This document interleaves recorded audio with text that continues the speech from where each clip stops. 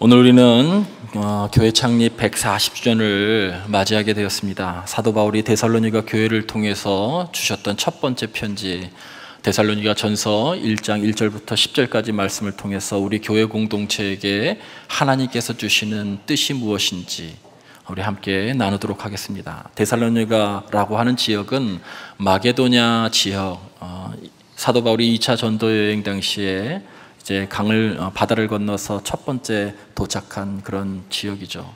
그 지역의 이 데살로니라고 하는 이 지역은 헬라 문화권이 또 로마 제국의 영향이 강했기 때문에 여러분 거기에는 쾌락과 물질주의와 그리고 온갖 우상숭배가 가득했던 곳입니다. 우상숭배가 아주 만연했던 곳이죠. 이런 이교도적인 문화 속에서 사도 바울이 데살로니가 지역에 단 3주 동안 복음을 전했어요. 단 3주. 그런데 놀라운 것은 그 3주 만에 데살로니가 교회라고 하는 교회 공동체가 생긴 거예요. 물론 이 3주 만에 교회 공동체가 생기자 유대인들이 시기하여서 결국 사람들을 선동해서 결국 사도 바울을 폭행하고 내쫓게 되죠. 피신하게 됩니다. 그런데 거기 있었던 데살로니가 교회 성도들도 극심한 핍박과 환난에 직면하게 됩니다. 예수 그리스도를 구주로 영접했다는 그 이유 하나만으로 폭도들에게 공격을 당하기도 하고 감옥에 갇히기도 하고 생명의 위협을 느끼기도 하게 되었죠. 여러분, 이런 고난의 상황 가운데서 교회가 3주 만에 복음을 전해졌는데 공동체가 세워졌고, 더 중요한 것은 이런 고난의 상황 가운데 그 교회 성도 안에 어떠한 신앙의 양식이 생겼다는 거예요. 영적인 열매가 그 교회 공동체 성도 안에 생겼다는 거예요. 그것이 바로 오늘 이 세 가지 믿음의 역사와 사랑의 수고와 소망의 인내예요. 사도 바울은 편지하면서 2번에 걸쳐서 오늘 이 편지의 서두에 내가 당신들을 기억하면서 하나님께 감사합니다라고 기도하고 있어요. 무엇을 기억했을까? 3주 만에 복음을 전했는데 교회 공동체가 생긴 이 놀라운 역사, 복음의 능력에 대한 감사이기도 하지만 이 고난과 핍박의 상황 가운데서도 교회 공동체, 데살로니가 교회 공동체의 성도들의 신앙의 모습, 믿음의 역사와 사랑의 수고와 소망의 인내가 있는 어떤 그 교회 공동체 안에 영적인 신앙의 열매들이 형성된 것에 대한 그런 감사를 하나님 앞에 올려드렸다는 거예요. 여러분, 믿음의 역사라고 할 때는 쉽게 설명하면 믿음의 행위라고 이렇게 설명합니다. 여러분, 믿음의 행위, 중요한 것은 뒤에 있는 후반부에 여러분 행위예요. 행위. 에르곤이라고 하는 행위는 진정성 있는 활동, 자발적인 헌신, 효과적인 활동들을 이해합니다.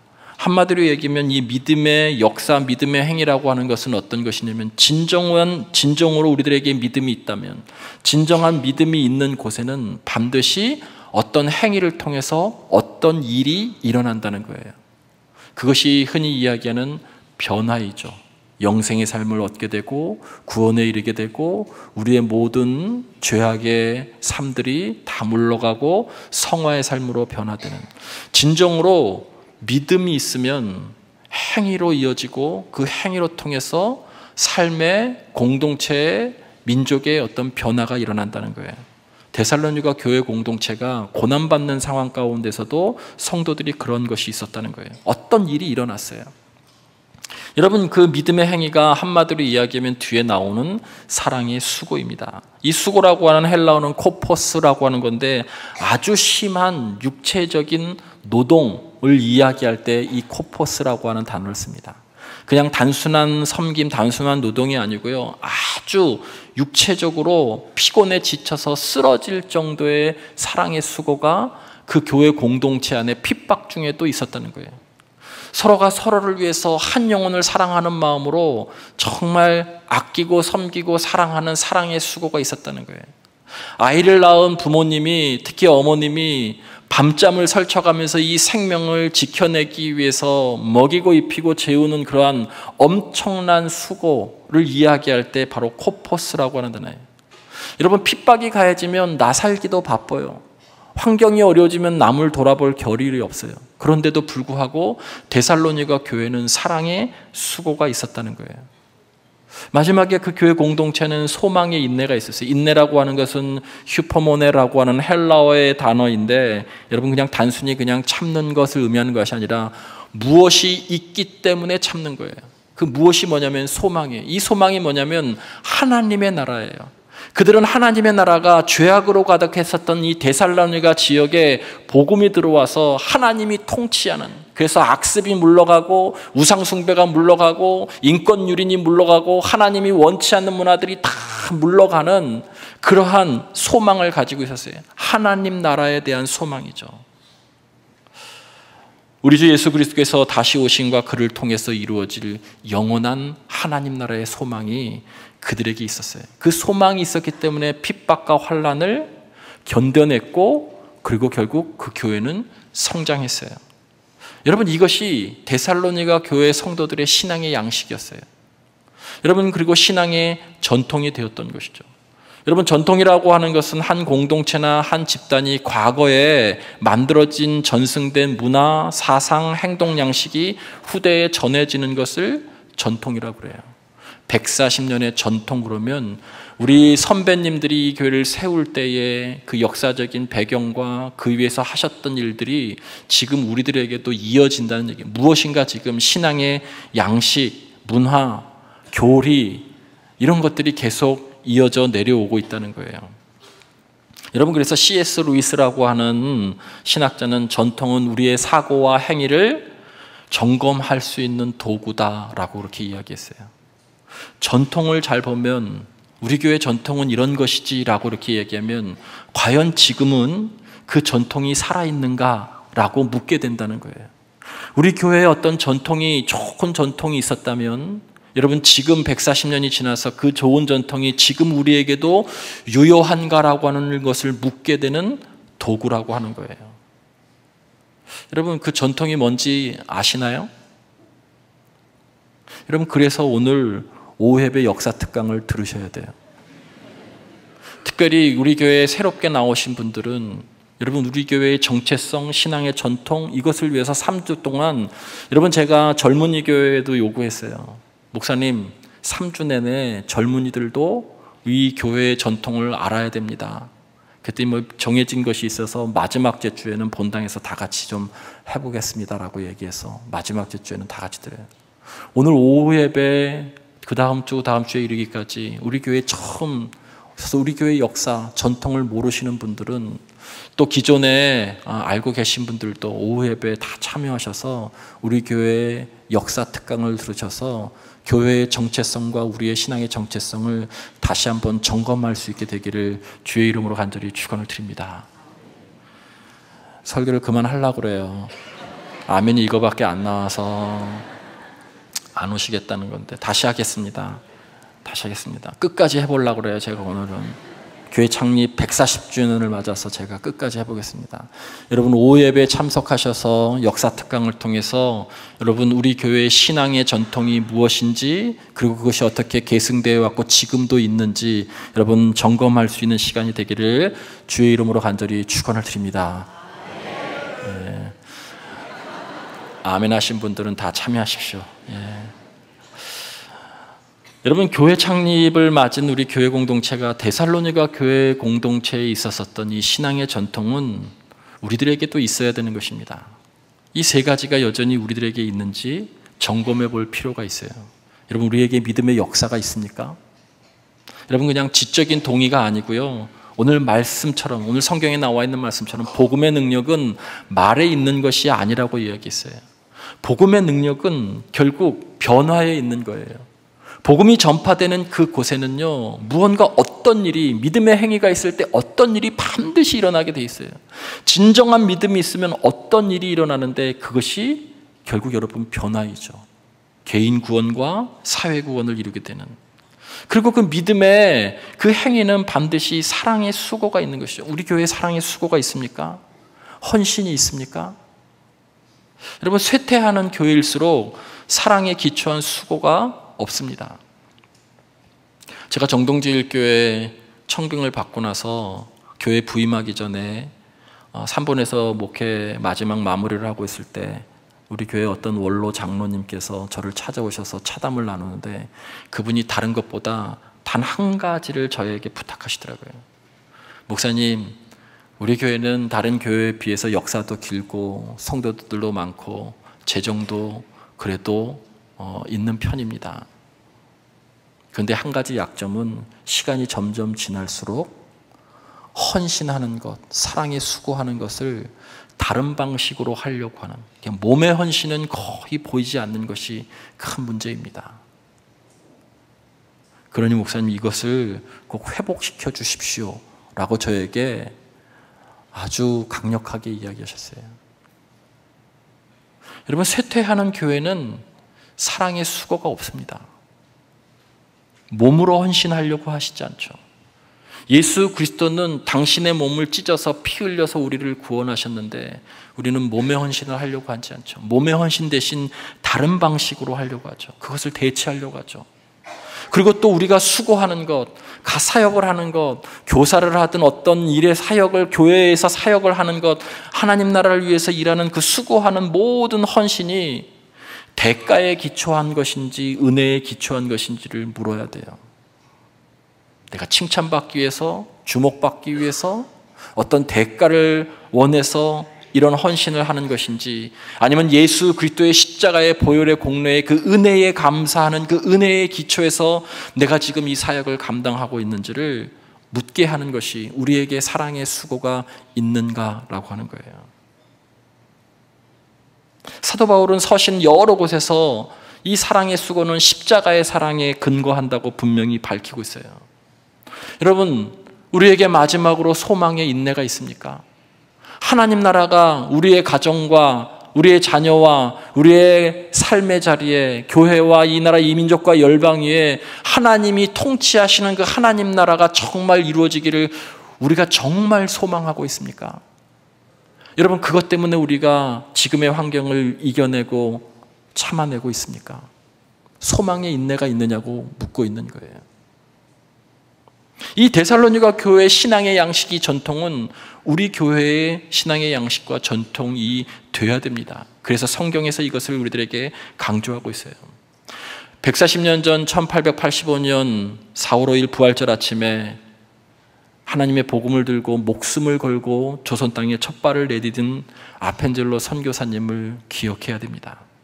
여러분, 그 당시 조선은 데살로니가 교회가 겪었던 극심한 핍박만큼이나 정치적으로, 경제적으로, 사회적으로 엄청난 혼란 가운데 있었습니다. 17세기부터 외세의 침략이 계속 조선을 어렵게 만들었고, 조선 왕조 500년 동안 유지되었던 체제들이 한순간에 점점 무너져 내리기 시작하는 위기의 순간이었고, 반면에 변화의 시기였기도 합니다. 전통적인 우상 숭배가 가득했고 그에 따른 영적인 어두움이 가득했던 그런 나라였습니다. 가난, 신분의 차별, 인권 유린, 무지, 이런 것들이 팽배했었던 땅이 당시의 조선의 땅이었습니다. 정동제일교회는 바로 그런 시대적인 그리고 영적인 배경 위에 초대교회 교회 공동체의 이 신앙의 전통 위에 기초로 세워진 교회입니다. 여러분, 분명히 아펜젤로 선교사님과 초기에 그리고 그 이후에 수많은 우리의 믿음의 선배들이 이 데살로니가 교회의 신앙의 정통처럼 끊임없이 믿음의 행위가 있었고, 생명을 거는 사랑의 수고가 있었고, 하나님의 나라가 이 땅에 다스리기를 원하시는 소망의 인내가 있었기 때문에 여러분, 지금 우리가 여기서 예배 드리고 있는 것입니다. 그런데 그것이 여전히 우리에게도 있는지 오늘 말씀은 묻고 있습니다. 여러분, 제가 여러분에게 다시 한번 묻고 싶습니다. 여러분, 믿음이 있으십니까? 그렇다면 여러분에게 그에 따른 자발적인 은혜에 대한 헌신, 사랑의 수고는 있으십니까? 아니면 조용히 교회에서 예배만 드리고 일주일에 한 번 정도, 물론 사회에서 여러분이 그런 사랑의 수고, 복음 전파를 위해서 애쓰신다면 여러분 감사한 일이죠. 근데 하나님의 교회 공동체를 위해서, 하나님의 나라를 위해서 여러분 정말 믿음의 행위인 사랑의 수고가 있으십니까? 쇠퇴하는 교회는 사랑의 수고가 없어요. 죄송하지만 제가 돌려서 얘기했지만 3부 예배 때에는 직설적으로 얘기한다면 돈으로 해결하려고 그래요.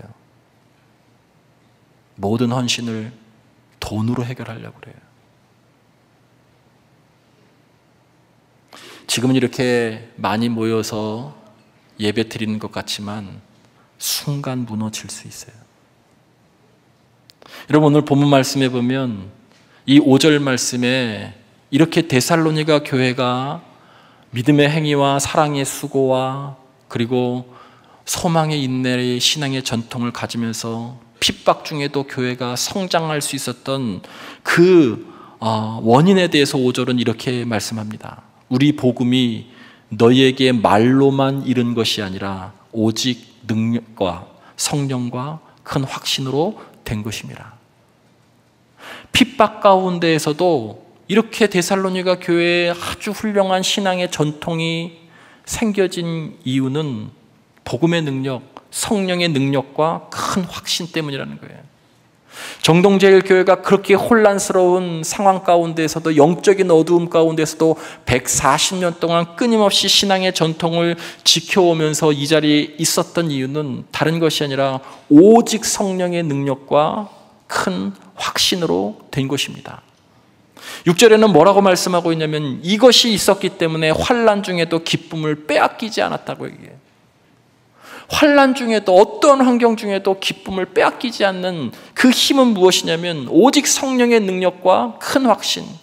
여러분, 성령의 능력, 성령이 함께 하심, 그리고 큰 확신이라고 하는 것은 우리들에게 구원의 확신, 하나님이 살아계신 것에 대한 확신, 그 하나님께서 내 안에 계시고 역사를 주관하시고 계시다라고 하는 그런 내적인 근거에 대한 큰 확신, 그것이 교회를 있게 했다는 거예요.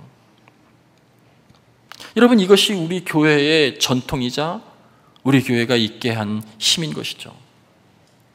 제가 지난 한 주간 명절을 맞아서 책을 읽으면서 한 권의 책을 읽다가 우리 교회에 관계된 이야기일 수 있겠다. 잘못하면. 여러분, 인간의 필요와 하나님의 반응이라고 하는 책을 읽었는데 복음이 삶 가운데 체험되지 못하는 어떤 사람의 비유를, 고백을 설명하고 있는 문장을 발견했어요. 여러분, 제가 여러분께 읽어드립니다. 나의 신앙은 마치 선조로부터 물려받은 값지고 귀한 도자기와 같습니다. 그래서 나는 그것을 흠이 생기지 않도록 안전한 곳에 잘 보관합니다. 나는 그것이 손상될까 봐 실제로는 사용하지 않고 단지 후세에 물려줄 대상으로만 여깁니다.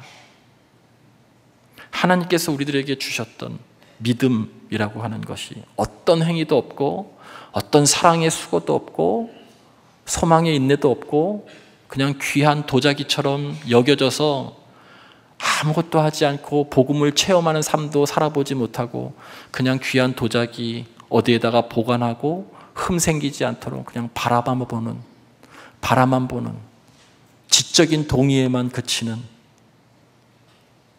그런 것이 아닌지. 여러분, 오래된 교회에 분명한 강점이 있지만 오래된 교회에 약점도 있어요.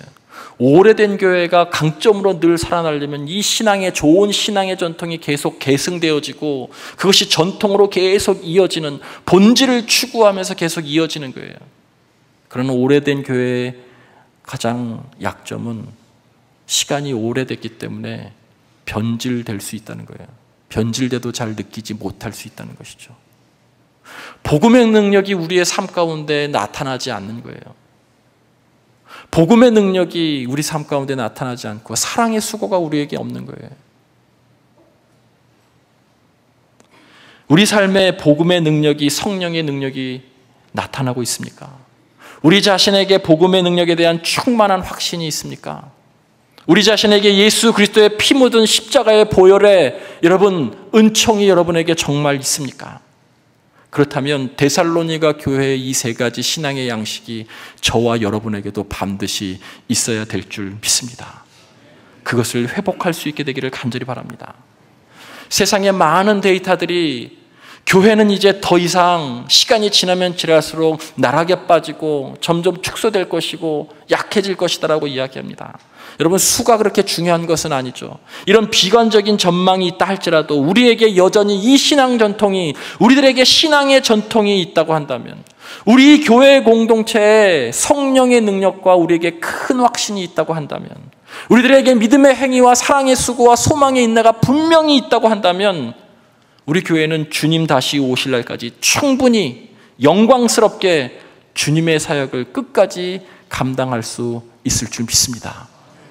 저와 여러분이 그러한 믿음을 다시 한번 이 140주년을 맞아서 회복하시기를 주의 이름으로 간절히 축원을 드립니다.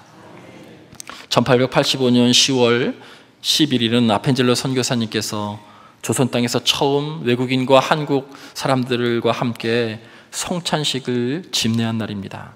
우리 교회의 창립일이기도 합니다. 여러분, 오늘은 우리가 그날을 기억하며 그 감격을 기억하며 오늘 1, 2, 3, 4부 모든 예배 속에 온 성도가 주의 성찬을 함께 나누도록 하겠습니다.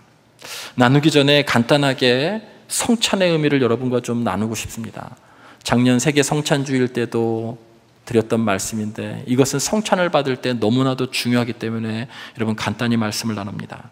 마태복음 26장 26절 27절에 보면 예수님께서 십자가에 달리시기 전에 주의 성찬을 제자들과 함께 나누죠. 마지막 만찬을. 그때 예수님께서 떡을 가지사라고 이렇게 말씀하셨어요. 여러분, 지금 앞에 놓여져 있는 이 성찬도 누군가 이른 아침에 어제부터 이 성찬기와 성찬 떡과 포도주를 준비했어요. 누군가 준비했기 때문에 우리가 성찬을 나눌 수 있는 거예요. 그날도 마찬가지였어요. 여러분, 우리가 이 떡과 포도주를 나눈다라고 하는 가장 중요한 의미 중에 첫 번째는 뭐냐면, 떡을 가지사라고 하는 것은 우리도 누군가를 위해서 이렇게 헌신하는 삶을 살겠다라고 하는 그러한 다짐을 하는 것이 첫 번째의 성찬의 의미입니다. 누군가가 준비해서 차려 놓았기 때문에 우리가 주의 성찬을 나눌 수 있던 것처럼, 나도 타인을 위해서 헌신하는, 사랑하는 삶을 살겠다라고 하는 것이 이 성찬의 첫 번째 떡을 가지사입니다. 주님께서는 그 떡을 가지시고 축복하시고 감사와 기도를 드리셨어요. 여기서 정말 중요한 것은 감사와 기도입니다. 주의 성찬에 있어서 매우 중요한 요소입니다. 하나님의 일은 기도 없이는 결코 이룰 수 있는 것이 없기 때문에 그렇습니다. 그래서 여러분은 이 성찬을 받을 때, 내가 이제부터 하나님의 일을 감당할 때, 내가 이 땅을 살아갈 때 기도하며 살겠습니다 라고 하는 마음으로 이 성찬을 받는 것입니다. 또 한 가지는 감사입니다. 여러분, 감사가 있는 곳에 예수 그리스도께서 역사하십니다. 감사가 있는 그곳에 예수님께서 임재하십니다. 감사가 있는 곳에 주께서 일하기 시작합니다. 그래서 감사는 예수 그리스도께서 임재하시는 매개체입니다. 그래서 떡을 가지시고 들어 축복하시고 감사의 기도를 드리시고, 세 번째는 떼어, 그 떡을 떼었다는 거예요. 여러분, 떼어 찢기고 으깨어지는 것이죠. 밀과 포도주가 찢기고 으깨어져서 빵과 포도주가 되는 것처럼, 여러분, 그 찢겨짐, 쪼갰 속에는 정말 귀한 것이 있는데, 그것이 뭐냐면 희생이에요. 십자가의 희생이 우리를 구원했죠. 십자가의 그 피 흘림의 희생이 우리를 영생에 이르도록 했죠. 여러분, 그래서 우리도 다른 사람을 위해서, 타인을 위해서, 나만을 위해서 사는 것이 아니라 희생하며 헌신하며 살겠다는 그 십자가의 사랑을 나누겠다라고 하는 마음으로 성찬을 받는 것이죠. 그래서 네 번째로 제자들에게 주시고 제자들이 또 무리에게 주시며 나누었던 거예요. 십자가의 보혈의 은혜를, 구원받음을 나만이 아니라 다른 사람에게도 전파하겠다라고 하는 다짐으로, 그리고 이렇게 사는 것이 진정한 생명 있는 삶, 영생의 삶입니다라고 하는 것을 고백하면서 이 성찬을 받는 것입니다. 성찬에는 봉헌과 감사와 기도와 희생과 나눔, 곧 영생의 삶이 있습니다. 내가 영생의 삶을 살아내겠습니다 다짐하는 것입니다.